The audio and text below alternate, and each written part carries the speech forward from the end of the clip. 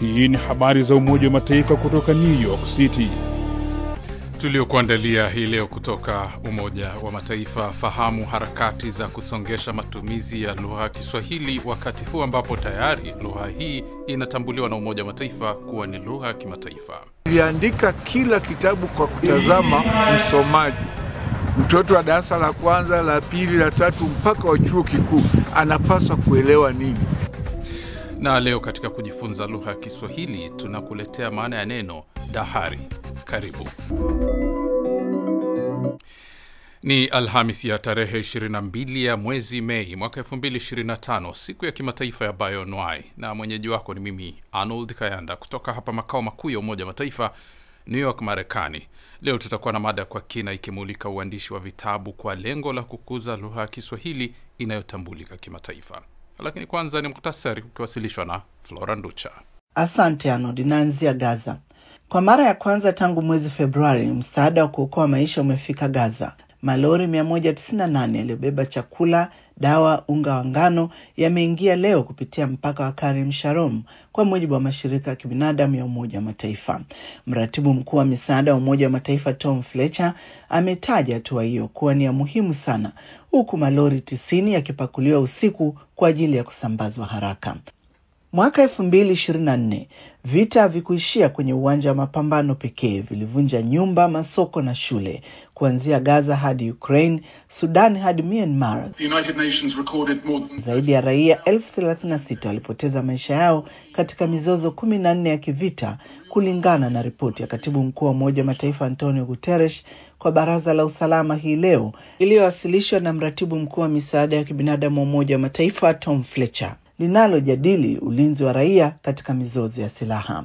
Ujumbe uko bayana: kuwalinda raia, amesema, haiwezi kuwa ahadi tu, lazima iwe kipaumbele.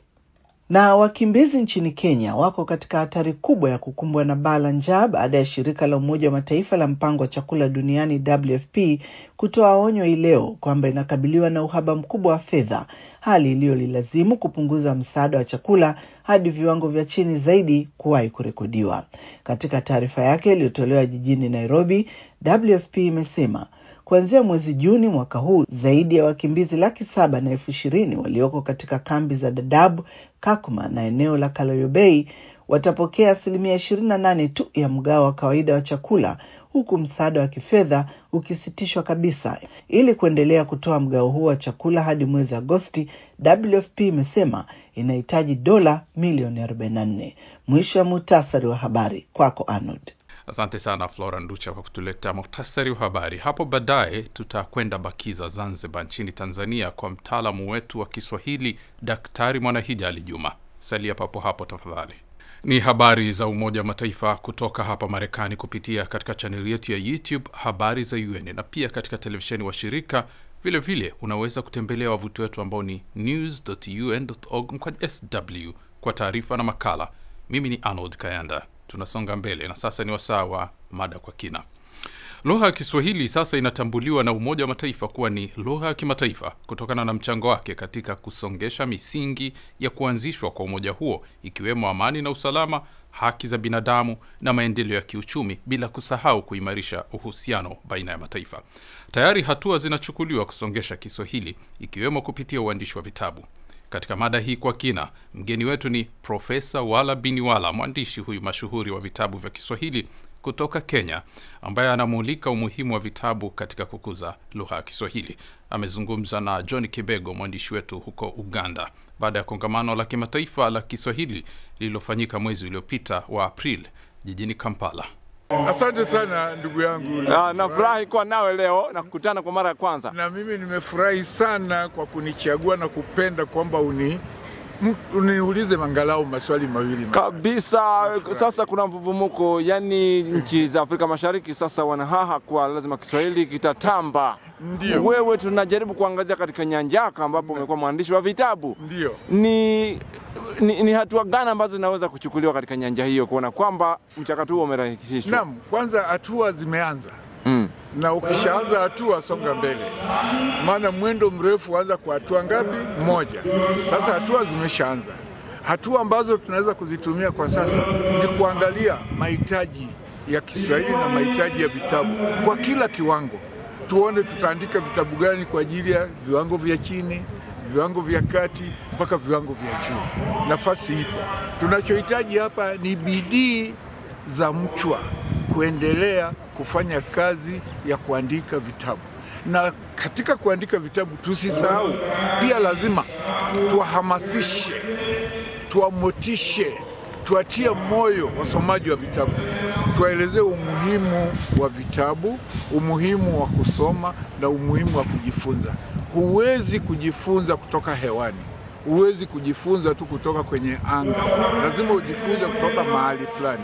Na kujifunza bora zaidi ni kutoka ndani ya vitabu. Unafikiri uhamasishaji huo unaosema kwamba watu ili waweze kusoma vitabu hivyo unaweza kufanywa namna gani? Namna ya kufanywa watu wasome ni kuhimizwa, kuambiwa ubora na umuhimu wa vitabu. Na wakati huo pia waandishi wa vitabu waandike vitabu vizuri vya kuvutia. Mimi nimejaribu, sisemi kwamba niliandika vizuri kuliko waandishi wengine, hapana. Lakini niliandika kila kitabu kwa kutazama msomaji. Mtoto wa darasa la kwanza, la pili, la tatu mpaka wa chuo kikuu anapaswa kuelewa nini. Na kitabu cha kwanza ndio kinashikanishwa na cha pili. Kitabu cha kidato cha kwanza form 1 unashikanisha na cha pili. Sasa mtoto anaenda akijua kwamba nimemaliza ngazi hii, ninapanda ngazi hii. Kwa hivyo ni kuhimizwa. Kama wewe Profesa Wala bin Wala umeandika sasa vitabu kama vingapi? Vingi sana. Nakala vitabu 60 vya aina tofauti. Nimeandika vitabu vya kufundishia, nimeandika vitabu vya mazoezi na marudio, nimeandika vitabu vya misemo, nimeandika vitabu vya kufurahisha, kuchekesha tu, nimeandika mashairi, nimeandika vitabu kwa mtindo wa mtihani, maswali ya kuuliza, nimeandika kwa namna zote ambazo najua ukienda huko utafurahi ukienda. Alafu nimeandika vitabu vya hadithi. Tutajie labda vitabu viwili vitatu ambavyo umeandika na umeusikia kwamba hiki kitabu kimekuwa kizuri zaidi. Nimeandika vitabu vya Kiswahili mufti, darasa la kwanza mpaka la 8. Nikaandika tena vitabu vya Kiswahili mufti kidato cha kwanza mpaka cha 6. Alafu nimeandika vitabu vya hadithi, kwa mfano kitabu kinaitwa Kicheko cha Maiti.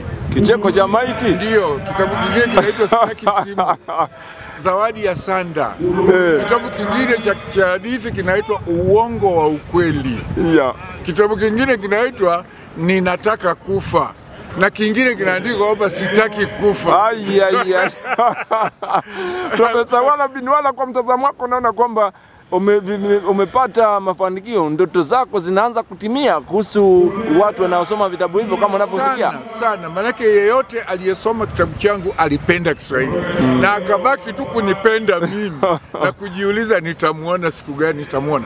Kwa hivyo ndugu Waganda ambao wameniona tangu nilipoingia hapa juzi Jumapili wamefurahi sana. Nimekuwa na kazi kubwa na kazi nyingi sana, kuongea na wanafunzi, kuongea na walimu, hata wewe mwenyewe umeshuhudia.